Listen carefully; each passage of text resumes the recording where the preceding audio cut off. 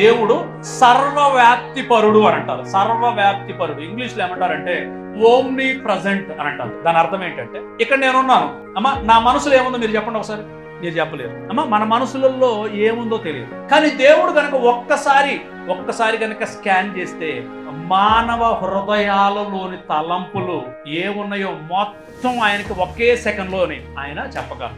మనుషులందరి హృదయాలలోని ఒకేసారి ఏం జరుగుతుందో చెప్పగలిగినటువంటి గొప్పవాడు. ఒకవేళ నువ్వు పరిశుద్ధంగా బ్రతికితే నీలో నివాసం చేస్తాడు, నేను పరిశుద్ధంగా బ్రతికితే నాలోను నివాసం చేస్తాడు.